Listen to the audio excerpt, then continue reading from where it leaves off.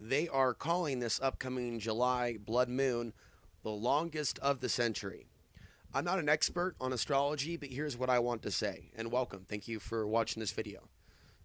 I want to share with you my perspective and share with you something interesting that I heard on YouTube this morning. Someone else's perspective on how the quote unquote dark occult, right, the secret rulers of the world, stage events or try to affect our reality when we go through these periods. And that is why this message is important. These are periods of great change. I don't disagree with that, but I think that, and this is where we're going to start, you need to use discernment when coming across information from others. Okay, we take a look at this particular character, and I'll admit I'm not a big fan of the guy. His name is Paul Begley, and we'll hear what he has to say right now. He says Scripture strongly prohibits this kind of divination. What? It's not divination, dude. It's prophecy. Joel was not using divination in Acts 2:31. Okay? He wasn't. Neither was the Apostle Peter in Acts 2. Neither was Jesus Christ in Luke 21. Neither was John the Revelator in Revelation 6. And neither am I. Who am I that the Lord of all the earth would care to know my name, would care to save my soul? Who am I? No, no, no, no, no. We're not messed up here. Okay, now as I hit stop on this, I want to make sure that I'm clear on this as we go somewhere else, take a look at something else. Paul Begley, for example, years ago, put out some content that was, I think, a little bit more on the level, and I would say that about a lot of different individuals in the alternative media, and I would consider Paul Begley to be a part of the alternative media. Discussing things like the NWO, discussing things like corruption in politics, but in particular having his slant and his particular understanding. So when a lot of people in this world, and let's go back to this article and glance at it, look at things like, and they type in things like the blood moon, they end up first coming across people like Paul Begley, which is comparatively larger than life on YouTube these days. He pushes a certain narrative and mixes in the vox populi politics. And so a lot of people, they gravitate to this type of information. And that's one level of the understanding. But for a lot of these individuals, it's always the end times.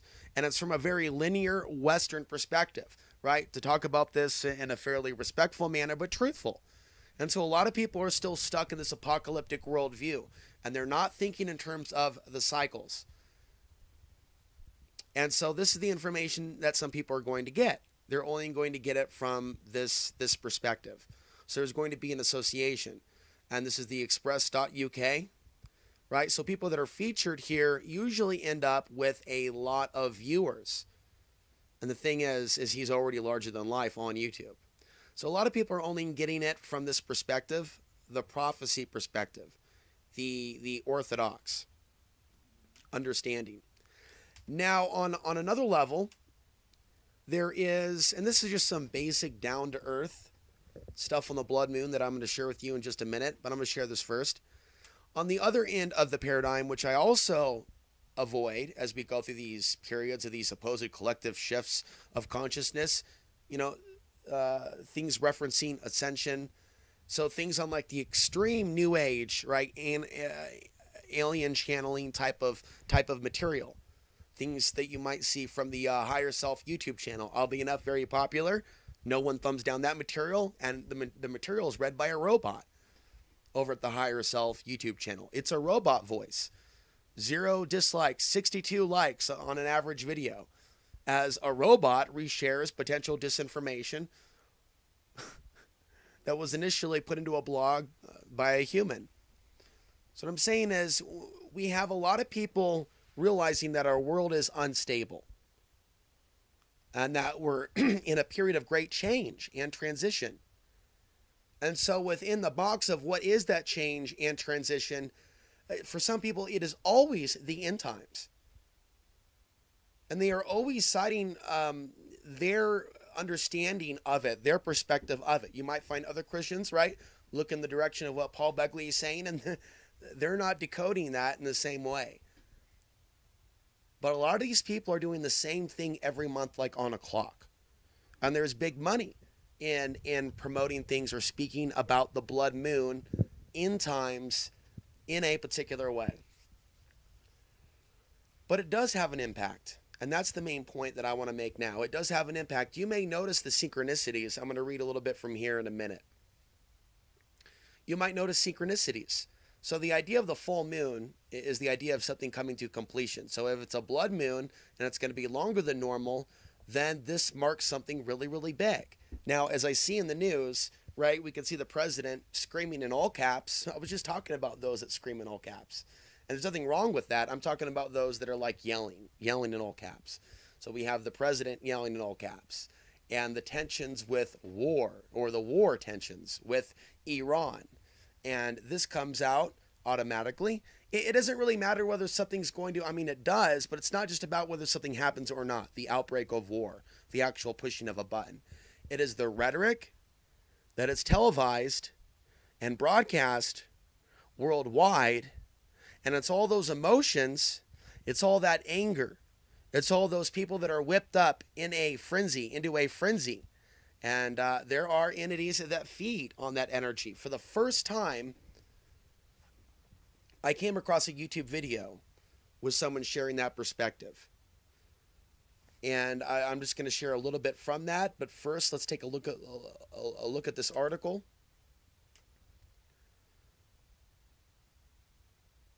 And it just suggests if you can take a longer weekend to do it. It says the emotionally charged energy of the July 27th blood moon could affect your job, and not in a good way. And so just pausing there, celestial influences over work performance. It's the cognitive influence. There could be certain periods in which people quit their jobs or have an issue with their supervisor because of the energies that are taking place. I've seen it, I've experienced it, but it's not just that. It's also like how we may interact with each other online, right? There could be periods in which when it comes to pattern recognition, when trolls are more active and less active, they're usually more active during solar flares and full moons. They're usually less active when the sun is quieter and when the moon is not full. And that's what I have observed. I've also observed, the celestial influence or the solar flare influence over the amount of violence in the hood from my past experiences living in Portland. And so these things are real. This is more important to look at, how we're affected, how other people are affected, why there's certain rules of thumb to, stay away from crowds, than the Paul Begley version of reality. And I'm not attacking him, but a lot of what he's doing with the yelling and the props is almost becoming syndicated by others. It's become a very popular thing on YouTube for people to gravitate to certain dates, projections, and memes. And in the end, though, it doesn't seem like they're going deeper into the greater reality of becoming the people that we're meant to be, souls evolving. So if you look at this more from a spiritual perspective than an apocalyptic perspective, then we're to look at this blood moon as a time of great personal inner transition. That's the inner gnosis that I'm sharing with you today. And that we should pull our awareness and even our intuition away from the war machine here and there.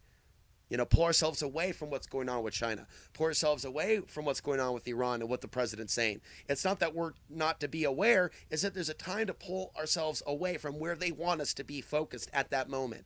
I'm suggesting to you that we live in such a Truman Show conspiracy type of a world where instead of looking at the flat earth, let's look at the real deceptions that are taking place. That during blood moons, solar flares, and other things, they can manufacture real world events, revolutions, and protests to harvest potent human energy. Oh, it's potent. I don't even think that we as human beings truly realize how powerful we really are. We're being led astray. The planet is. The humans on the planet are being led astray by archonic spiritual parasites that are feeding on the human population. So if we're becoming more powerful And then we'll go back to reading some of this. During these periods, blood moons, how can we redirect that power, that intuition? What type of new understanding can we walk away with in the next few days?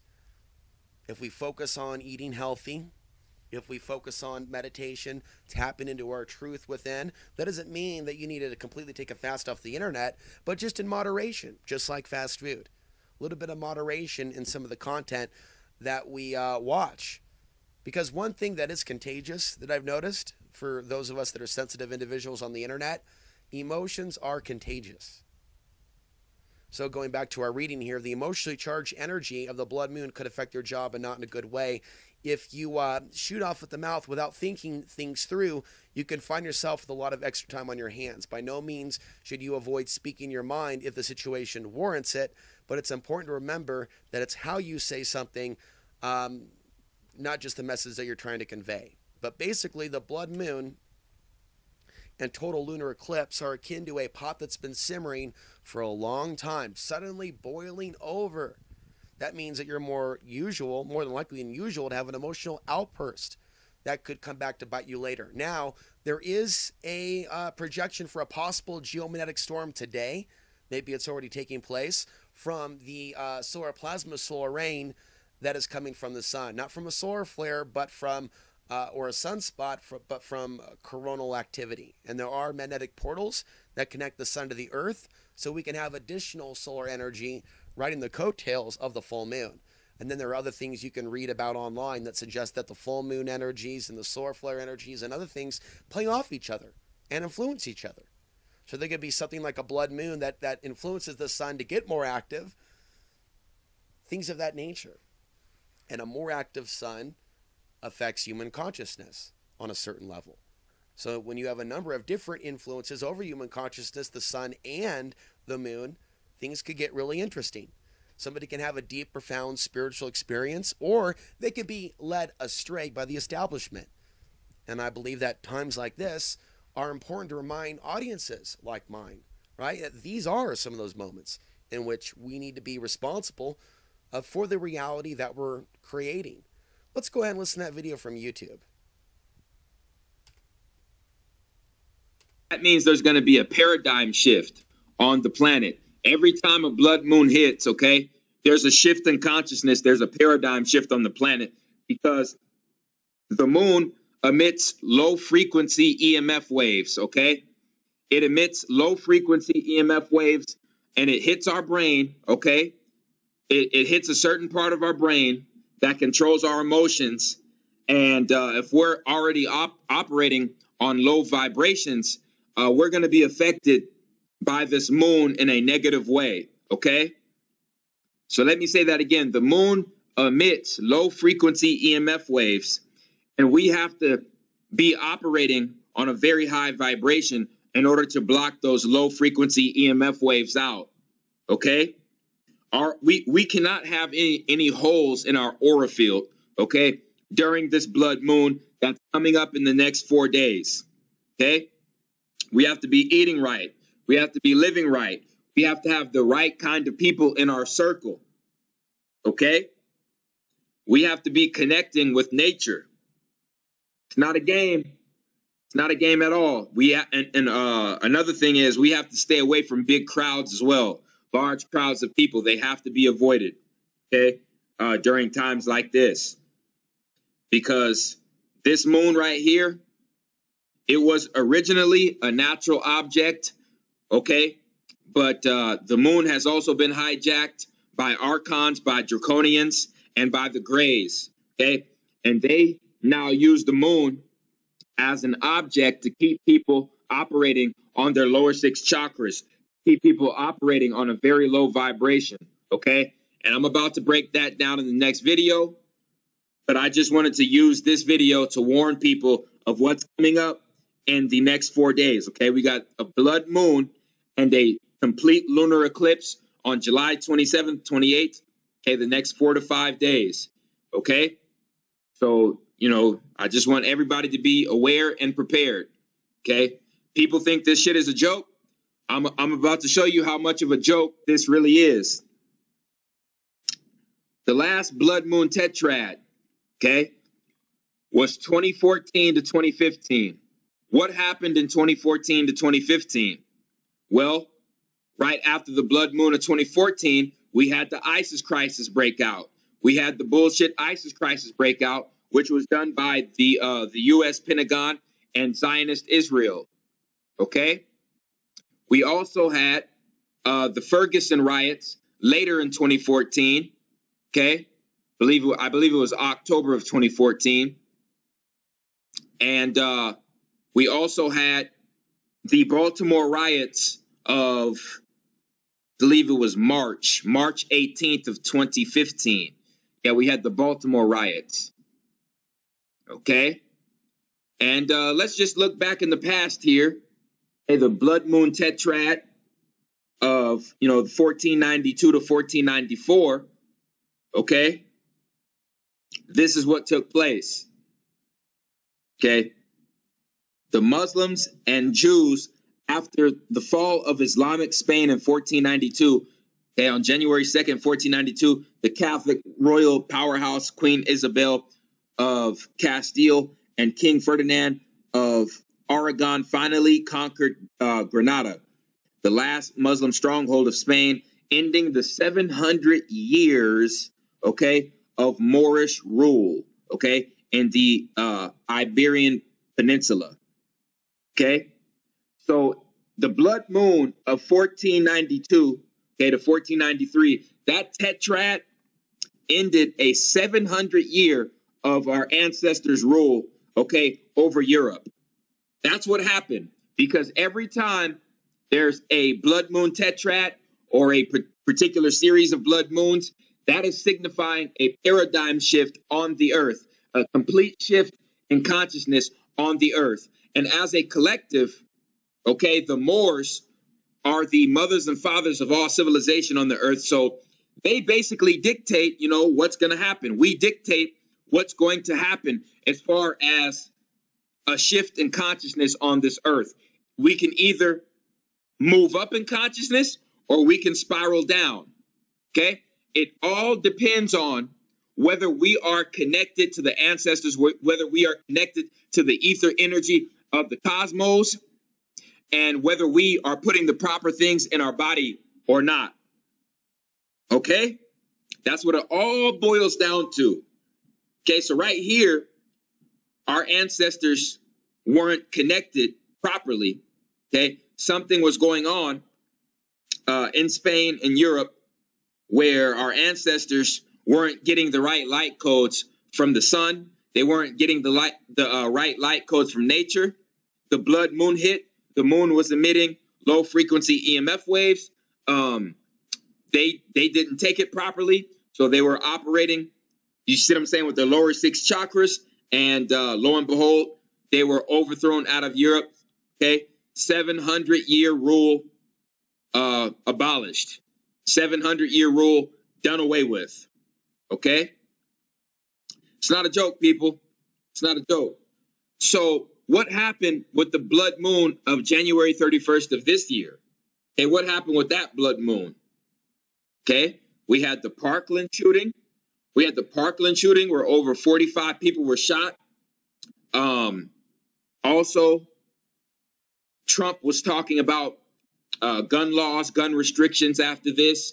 And after that, there was Stephon Clark getting shot in the back 6 times, and riots in Northern California, okay, as their form of a protest. But this whole thing was a government hit. It was a government ritual done by low-level Freemasons, okay, that are connected to the police department.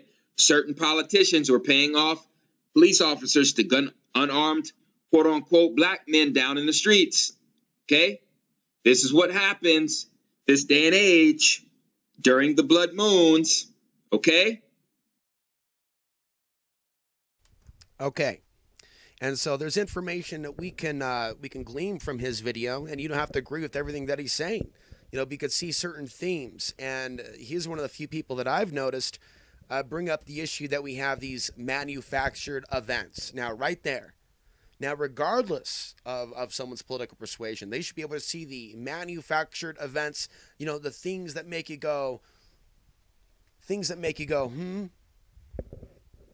And yeah, I may have had some buzzing from this video because I had the computer plugged in, and that would be unfortunate. But this is still also, and I apologize for that, a lot of very important content that I'm sharing with you that I have recorded in this last few minutes.